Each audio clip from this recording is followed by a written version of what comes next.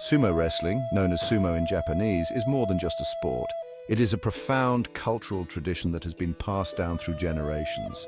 It is deeply intertwined with Japan's history, religion, and cultural identity, reflecting the values and beliefs of the Japanese people. Dating back centuries, sumo's origins can be traced to ancient Shinto rituals, where it was performed to entertain the gods and ensure a bountiful harvest. These rituals were believed to bring prosperity and protect the community from harm. Over time, sumo evolved from ritualistic combat to a more formalized form of wrestling. This transformation allowed sumo to become more structured and accessible to a wider audience. During the Edo period from 1603 to 1868, sumo gained immense popularity among the common people and became a professional sport. It was during this time that sumo began to be organized into official tournaments. Rules were codified, ranking systems were established, and sumo wrestling tournaments became highly anticipated events. These tournaments drew large crowds and were a major source of entertainment. The Edo period saw the emergence of legendary sumo wrestlers who captivated the nation with their strength and skill, solidifying sumo's place as Japan's national sport. These wrestlers became cultural icons, celebrated for their prowess and dedication to the sport. Sumo matches take place in a circular ring called a dohyo, which is considered sacred ground. This ring is not just a physical space, but a spiritual arena where the wrestlers, known as rikishi, engage in a battle that is as much about honor and tradition as it is about physical strength. The dohyo is made of clay and covered with a layer of sand, symbolizing purity. This sand is meticulously maintained, ensuring that the ring remains a sanctified space, free from impurities. Above the dohyo hangs a canopy resembling a Shinto shrine roof, signifying the spiritual significance of the sport. This canopy, known as the tsuriyane, is adorned with sacred Shinto symbols, further emphasizing the deep connection between sumo and Shintoism. Before each match, wrestlers perform elaborate rituals, including throwing salt into the ring to purify it and ward off evil spirits. This act of purification is a crucial part of the pre-match ceremonies, reflecting the importance of maintaining spiritual cleanliness. These rituals are a testament to sumo's deep-rooted connection to Shinto beliefs. Every gesture, from the clapping of hands to the stomping of feet, is imbued with meaning and tradition, creating a rich tapestry of cultural heritage. Sumo wrestlers, or rikishi, are seen as embodying strength, discipline, and respect for tradition. Their rigorous training regimens and strict lifestyles are a reflection of their commitment to these values. Their every move, both inside and outside the ring, is expected to reflect these virtues. From their daily routines to their interactions with others, rikishi are constantly upholding the principles of sumo. The combination of athleticism and spirituality makes sumo a truly captivating spectacle. It is a sport where physical prowess meets spiritual depth, creating an experience that is both thrilling and profoundly moving for spectators and participants alike. The basic rules of sumo are simple yet demanding. Two wrestlers enter the dohyo, and the first to touch the ground with any part of their body other than the soles of their feet, or the first to step outside the ring, loses. Matches are typically over in a matter of seconds, but they can sometimes last for several minutes of intense grappling. Sumo wrestlers rely on a combination of brute strength, agility, and technique to overpower their opponents. They employ a variety of throws, pushes, and slaps to force their adversaries out of the ring or onto the ground. The sport requires incredible power and balance, as well as the ability to anticipate an opponent's moves and react swiftly. The life of a sumo wrestler is one of strict discipline, intense training, and adherence to tradition. Wrestlers live in communal training stables called heya, where they follow a highly regimented routine. Their day begins at dawn with hours of rigorous training, including sparring, weightlifting, and conditioning exercises. The training is designed to build strength, stamina, and technique. Sumo wrestlers also follow a special diet high in protein and calories to help them gain and maintain their massive physiques. They eat a traditional Japanese stew called chankonabe, which is packed with vegetables, meat, and rice. The wrestlers eat large portions of chankonabe twice a day to fuel their bodies for the demands of training and competition. Over the centuries, sumo wrestling has produced numerous legendary figures whose names have become synonymous with the sport.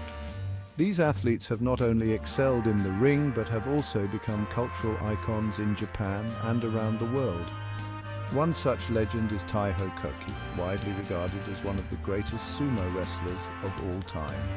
Born in 1940, Taiho's career was marked by his extraordinary achievements and his ability to captivate audiences with his skill and determination. Taiho dominated sumo in the 1960s, winning a record 32 tournament championships.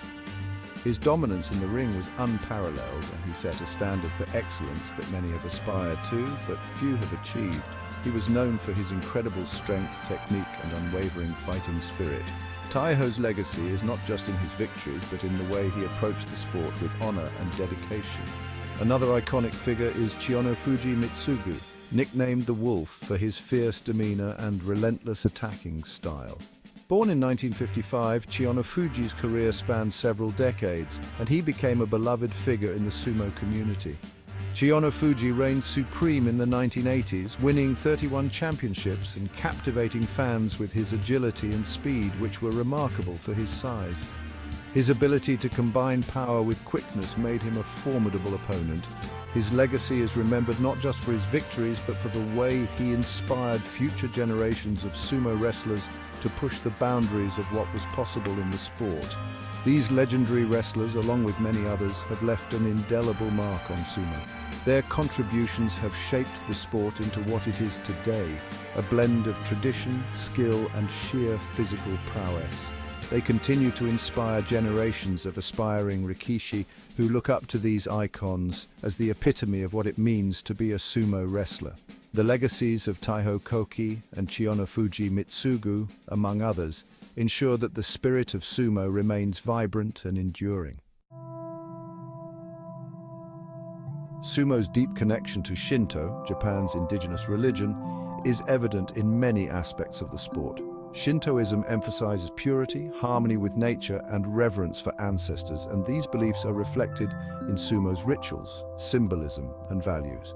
The dohyo itself is considered sacred ground, and the rituals performed before and after matches are deeply rooted in Shinto tradition. The throwing of salt, for example, is a purification ritual meant to cleanse the ring of evil spirits. Sumo wrestlers are also expected to uphold high moral standards and embody the values of discipline, respect, and humility, which are central to Shinto beliefs. This intertwining of sport and spirituality is one of the things that makes sumo so unique and fascinating. Sumo wrestling holds a special place in the hearts of the Japanese people. It is more than just a sport. It is an integral part of Japanese culture and national identity. Sumo is deeply ingrained in Japanese society, from traditional festivals and rituals to popular culture and everyday life. Sumo tournaments are major events in Japan, broadcast live on national television and followed closely by people of all ages. The sport's popularity transcends generations, with children and adults alike eagerly cheering on their favorite wrestlers. Sumo is also a popular subject in Japanese art, literature, and film, further reflecting its enduring cultural significance. While sumo wrestling is deeply rooted in Japanese culture, its appeal has extended far beyond Japan's borders in recent decades.